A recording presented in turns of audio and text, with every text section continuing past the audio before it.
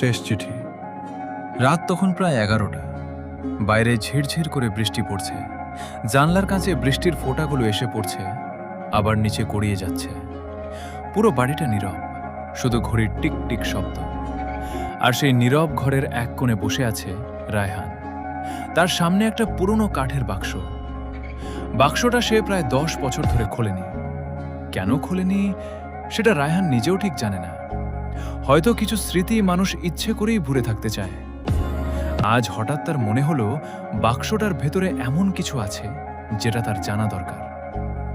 রায়হান ধীরে ধীরে বাক্সটা ঢাকনা খুলল। ভেতরে পুরনো কিছু ছবি, একটা হাতঘড়ি, কয়েকটা শুকিয়ে যাওয়া ফুল, আর একেবারে নিচে একটা সাদা খাম। খামটার ওপর কাঁপা হাতে লেখা রায়হানের জন্য। রায়হানের বুকটা কেমন যেন ধক করে উঠল, কারণ লেখাটা সে চিনতে পেরেছে। এটা তার মায়ের হাতের লেখা। রায়হানের মা মারা গেছেন 5 বছর আগে। সে ধীরে ধীরে খামটা খুলল। ভেতরে একটা চিঠি। প্রথম লাইনটা পড়তেই রায়হানের হাত থেমে গেল। চিঠিতে লেখা, বাবা, তুমি হয়তো এতদিন ধরে একটা ভুল ধারণা নিয়ে বড় হয়েছ। রায়হান আবার পড়ল, তুমি ভাবো তোমার বাবা তোমাদের ছেড়ে চলে গিয়েছিল। রায়হানের চোখ স্থির হয়ে গেল। ছোটবেলা থেকে সে এটাই জানে, তার বাবা তাদের ছেড়ে চলে গিয়েছিল। এই কথাটাই তার মা তাকে বলেছিলেন, অথবা হয়তো পুরো সত্যিটা বলেননি। রায়হান আবার চিঠিটা পড়তে শুরু করল। তোমার বাবা তোমাকে ছেড়ে যেতে চাননি বাবা। রায়হানের চোখে পানি জমে উঠল। সেদিন তিনি কাজে বাইরে গিয়েছিলেন। ফেরার পথে তার গাড়ি দুর্ঘটনার শিকার হয়। রায়হান চুপ করে গেল। তার নিঃশ্বাস ভারী হয়ে এলো। চিঠির পরের লাইনটা পড়ার আগে সে কয়েক সেকেন্ড চোখ বন্ধ করে রইল। তারপর পড়ল, হাসপাতালে নেওয়ার পর ডাক্তাররা বলেছিলেন তার অবস্থা খুব খারাপ, কিন্তু শেষ মুহূর্তেও তিনি তোমার কথাই বলছিলেন। রায়হানের চোখ দিয়ে এবার একটা অশ্রু গড়িয়ে পড়ল। সে ছবিগুলোর মধ্যে বাবার একটা ছবি খুঁজে বের করল। ছবিটা হাতে নিয়ে অনেকক্ষণ তাকিয়ে রইল। তারপর খুব আস্তে বলল, তাহলে তুমি আমাকে ছেড়ে যাওনি? কেউ উত্তর দিল না, শুধু বাইরে বৃষ্টির শব্দ। রায়হান আবার চিঠিটা পড়ল। তোমার বাবা যাওয়ার আগে আমাকে একটা কথা বলেছিলেন। তিনি বলেছিলেন, আমি যদি আর ফিরে না আসি, রায়হানকে বলবে আমি তাকে খুব ভালোবাসতাম। রায়হান আর নিজেকে সামলাতে পারল না। সে মাথা নিচু করে কাঁদতে লাগল।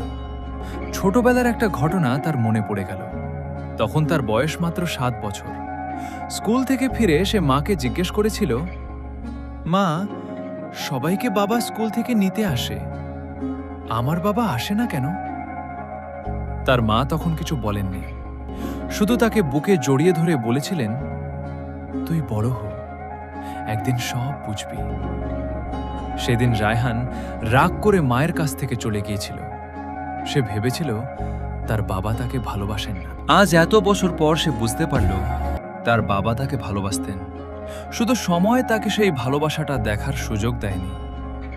চিঠির শেষ অংশে লেখা ছিল, বাবা, আমি তোমাকে সত্যিটা বলতে ভয় পেয়েছিলাম, কারণ তুমি তখন খুব ছোট ছিলে। আমি চাইনি তোমার ছোট্ট মনটা এই কষ্টটা নিয়ে বড় হোক, কিন্তু আজ তুমি বড় হয়েছ।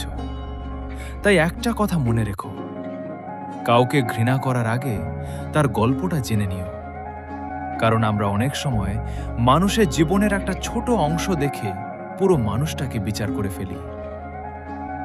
রায়হান চিঠিটা নামিয়ে রাখল। কিছুক্ষণ চুপ করে বসে রইল।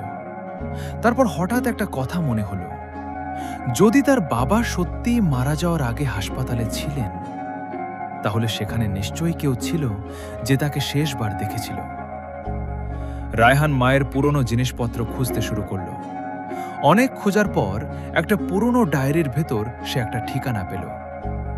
পরদিন সকালে সে সেই ঠিকানায় গেল। দরজায় কড়া নাড়তেই একজন বৃদ্ধ লোক দরজা খুললেন। রায়হান বলল, চাচা, আপনি কি আমার বাবাকে চিনতেন? বৃদ্ধ লোকটা কিছুক্ষণ তার মুখের দিকে তাকিয়ে রইলেন। তারপর ধীরে ধীরে বললেন, তুমি রায়হান? রায়হান অবাক হয়ে বলল, জি, আপনি আমাকে কিভাবে চিনলেন?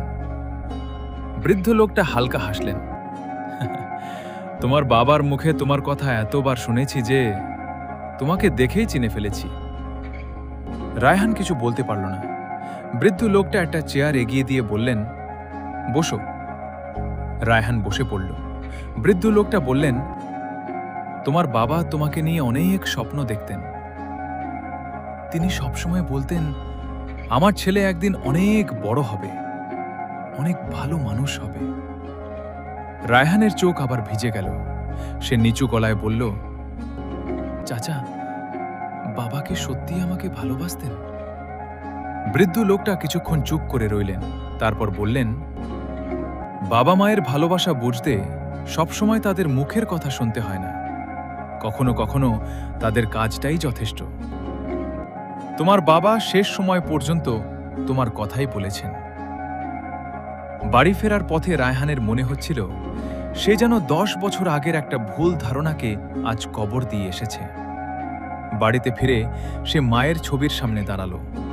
ছবিটার দিকে তাকিয়ে বলল, মা, তুমি ঠিকই বলেছিলে, আমি বড় হয়ে গেছি, এখন আমি বুঝতে পারছি। তারপর একটু থেমে বলল, তুমি আমাকে সত্যিটা বলতে দেরি করেছিলে, কিন্তু হয়তো আমার জন্যই করেছিলে। রায়হান চোখ মুছে হাসল। তারপর বাবার ছবিটা হাতে নিয়ে বলল, বাবা, আমি তোমাকে অনেক বছর ভুল বুঝেছি। আমাকে ক্ষমা করো। জানলার বাইরে তখনও বৃষ্টি পড়ছিল, কিন্তু এবার রায়হানের কাছে সেই বৃষ্টির শব্দটা আর কষ্টের মনে হলো না। মনে হলো কেউ যেন তাকে বলছে, সব ঠিক আছে। রায়হান বাবার ছবিটা বুকের কাছে ধরে চোখ বন্ধ করল।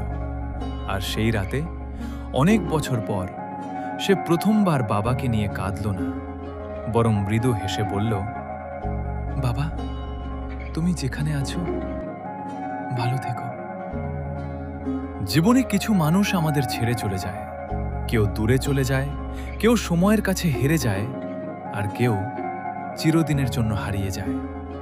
কিন্তু একটা জিনিস থেকে যায়, তাদের ভালোবাসা। তাই কাউকে বিচার করার আগে একবার তার গল্পটা শুনে নিও। হয়তো যাকে তুমি সবচেয়ে বেশি ভুল বুঝেছে, সেই মানুষটাই তোমাকে সবচেয়ে বেশি ভালোবাসত। কারণ সব গল্পের শেষটা চোখে দেখা যায় না।